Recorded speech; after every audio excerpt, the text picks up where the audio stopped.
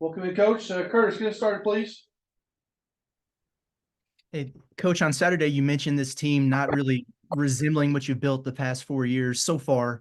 Uh, how important does that make your returners in a time like this, or especially a guy like Devo who's been around for most of it when it comes to setting the standard you're looking for? Yeah, I mean, I think that the DNA of the program has been competitiveness, has been toughness, has been grit, or whatever you guys have written in the past, or whatever opposing coaches have said about our team. And look, the game against Auburn. Number one, you've got to give credit to Bruce Pearl. You got to give credit to his team. They came in here, they played a great game, and we got to get better from it. That's what you do. You take accountability from staff to players to, and then certainly guys that have been here, Devo, Kai, Cade, anybody that's been here and been part of the program. You continue to talk about it. I mean, we went back to the COVID year today, and we took the 5-minute mark, the 10-minute mark, the 15-minute mark, halftime, and then went the same way in the second half. And we showed the score. Auburn was really playing well, and they were up 20 and in the first half, and we fought, we scrapped, and we won the game by 2. And so, it was a tale of 2 different games. And we just talked about when we get down, you never know what can happen in a game. And we had a great practice this morning, super physical. I moved players to the scout team today. So we had 5 of our players on the scout team. That's not been the case in the 4 years that I've been here. We've always used managers or graduate assistants. But today they had to guard 5 scholarship players, and that's a different look. We'll see what happens. I mean, we had another really good practice. I try to, shoot straight with you guys on everything, and try to not have any gray area, and to, let you know exactly how I feel, whether it's agreed upon or not. But this team continues to practice really well. Today was a great practice, and the game on Saturday was a really poor performance. I mean, and but we had a good practice today, and I, if it was bad, I would be the first to tell you guys that it was bad. Matter of fact, sometimes I wish I could get on here and tell you we did have some bad practices, because really practice doesn't matter. I mean, what matters is the game. That's what coaching staffs are paid for. That's what players want to do, is they want to play in a game, and we've got to carry over from the practice floor to a game. So long answer, Curtis. That's all right. I love it. Thank you. I might have missed one, but I think you, Oklahoma, and VCU might be the only teams at this point who haven't played a true road game yet. I guess given some of the things you're working through, do you feel like maybe this team needs to experience that hostile environment where, everyone's kind of against them to get them to rally together? Well, if we played Bud Walton, we might have the same. I mean, right now, the way we played, I mean, I don't know how many people have, I mean, we got to put together. I don't think any struggling team coming off a game like that wants to go on a 2-game road trip in SEC play, but that's what the schedule says. That's what we're going to go do. Mike White's done a great job. I think they're 10-0 at home. I think they're 20-5 since he got to Georgia at home. It's a confident team. It's a team coming off a huge win, because anytime you win on the road is a huge win. But that's what the schedule says. That's what you go do. I don't think this team needs to go to Athens and have a meal the night before the game, and all of a sudden that's going to miraculously make us better because we have a good meal and people put their phones down and converse. I'm not a believer that that's going to make us all of a sudden play better basketball because we ate together and we're in a hotel and we're bonding. I think, I'm not going to subscribe to that pattern. Hutch? You kind of touched on it there, Coach, but Georgia, I think, has won 9 straight games. They were picked near the bottom of the league, but they seem to be outperforming that so far. Just what have they been doing well that have made them so good so far? I think first of all, the preseason stuff, it should go away. It's meaningless because with the transfer, it's meaningless in everything. It's meaningless in football. It's meaningless in the 2 sports that, you know, that I recognize all the players and stuff. It's just, I don't know how you know who anybody is going to be good. So Mike White is a great coach. He's been doing it a long time. His teams do a great job executing on both sides of the ball. And just like any program, just like any coach, like you're going to have up and down years right now. And I told our team, this is a much different team than we played last year. They have good length. They went out and added some guys that are really good pieces. It's a team that looks connected. It's a big time challenge. Look at their record this year and look at what they're doing in their own building.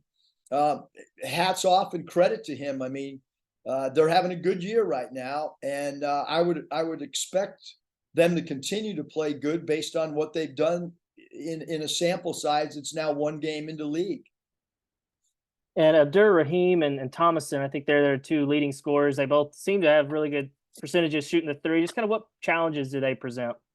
Yeah, I mean, Abdur Rahim is a guy that we tried to recruit as well when he left Virginia. I coached his father with the Kings. I was an assistant coach with the Hawks when Sharif played there, really familiar with them as a family. He can shoot the ball.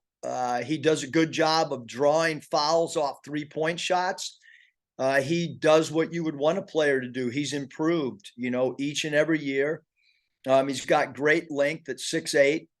And his percentages don't lie. You know, when we talk today about our opposition coming up, you know, I said, like, look at these numbers, you guys. Like, this is why we want players to be in the gym on their off time. This is why when you get shooting reps, like, look at the numbers of Noah Thomason and look at the numbers of number 1, Abdul Rahim. And these guys are really, really good players.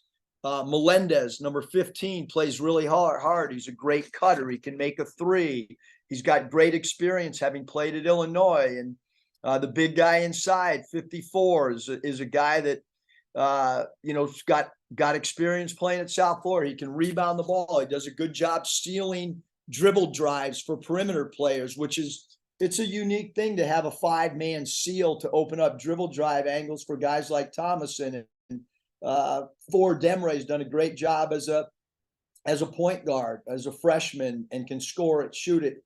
And Hill last year he was a really good player last year. Hill, number 11, he can get downhill. He made 3 threes at Missouri. So it's a good team. And De La Roche comes off. He's a guy that played at VCU and rebounds and plays hard. So it's a talented team. You go all the way 9 or 10 deep. Kane is a guy that can shoot it and having a really good year as a freshman. That can shoot with great range. So again, Mike White's done a great job with his roster. It seems like a connected team and a team that'll pose challenges on both sides of the ball. Bob? Hey, Eric, you've been doing this a long time, had a lot of success, and I think you've said you never had a team that practiced so well, but then didn't play like that. Is there anything you can? I'm sure you're trying all kinds of stuff or have, but what do you think? Is there some you haven't tried to get the practices to translate more to the games, or the guys just got to understand the intensity level picks up? Well, that's why, Bob, I took 5 scholarship players. And we formed a scout team to go live. You know, I mean, I haven't done that in 4 years. I haven't done that in the 4 years at Nevada either. So that's different. The day before our game against Auburn, we completely changed the timing of how we did our day before game. I mean, we changed every part of the routine. We're not doing normal shell defense. We incorporated 5 parts of what our opponents do and created a new shell defense. So look, our staff was in here all day yesterday, starting at about 6:30 in the morning, many of us, on a Sunday, on an off day. And like we're going to keep going. I mean, some of the text messages have been really cool from former assistant coaches on times we've struggled, and you know, David Patrick sent a long text, and Gus Arginal's been sending text messages, and we're not going to just do the same thing over and over, and we're not going to stop tinkering and trying to get better. And it sounds like the guys, based on what you're saying about practice, the guys had a good attitude. When you get beat like that, you know, you can probably go one of two ways. You can either tank, or you can get motivated and get pissed off and try to get better. It sounds like they're responding the right way. Yeah, there's been no question, Bob. Again, if it wasn't the right way today, I would tell you that, you know, that the response was not good. But I mean, I think they understand. I hope they understand, you know, the importance of this 2-game road trip. We know it's going to be hard to win on the road. We know that we're going to have to play our A game on both sides of the ball. This league is too good to not. But this program in the past has done a good job of at some point figuring out things and figuring out the intensity we need to play with. And I mean, there's a lot of former players that have been texting in the last 24 to 48 hours that have said, "Hey, coach, been there, figure it out," you know? And so, you know, that's what we're trying to do. Well, what does that mean to you, that former players and guys who coach with you that are head coaches now, or maybe they're assistants somewhere else, whatever? What does that mean to you that they're reaching out to you? I mean, it's one thing people reach out to you when things are going great. When things suck, sometimes people don't reach out. What's that mean to you? Well, the former players means a lot, you know. It also, you know, and I talked to the team about it. Like, you know, we got guys all over the world watching us. We got guys playing NBA games and then texting after a game, and people are following the scores overseas. Guys are in the G League and they're texting. I mean, I didn't just get one or two text messages. I mean, there are a lot of people. There's a lot of former players that I never coached that played here that are texting, you know, positive things, and you know, I mean, we got to go play better basketball.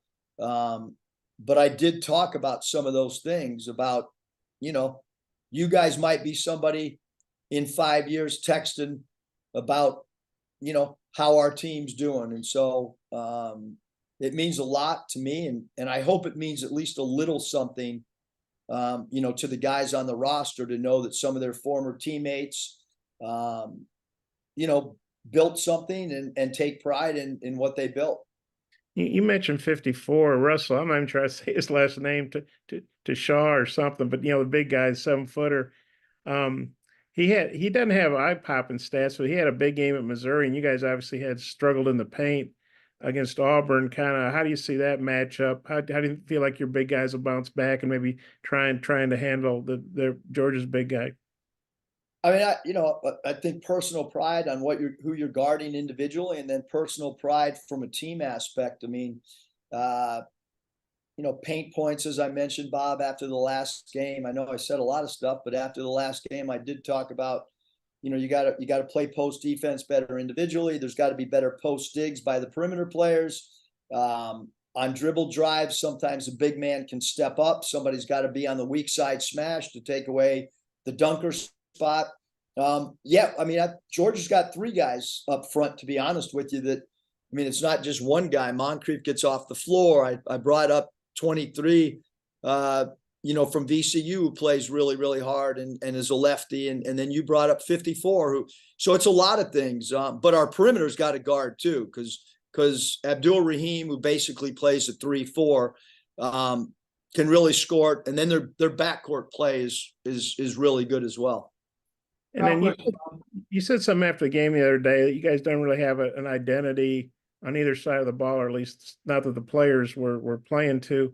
What would you like the identity to be on both sides of the ball? And do you feel like you guys can establish that?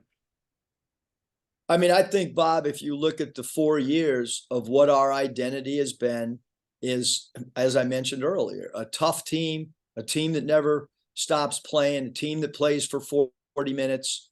You you know, everybody in college basketball has one stinker. You know what I mean? I mean, it happens. Everybody has one. And some of our teams that have made Elite Eights and Sweet 16s have had multiple stinkers and have figured it out. Hopefully that game is not a pattern. Hopefully we played a ranked team, that we played pretty decent the first half. I probably subbed too early. You know, when I go back and look at it, that thing was at 12. That's still striking distance. I let that thing play out for 30 minutes and we hadn't, you know, dented into that, you know, double-digit lead. And so I wanted to see if somebody else could come in and energize us. And as we went to the bench, you know, Auburn's lead continued to grow. So moving forward, maybe a shorter rotation would be something that possibly could happen. But if guys aren't playing good, then you certainly got to go to your bench. Thank you, Coach. Appreciate your time. Thanks, everybody. Thanks, Eric.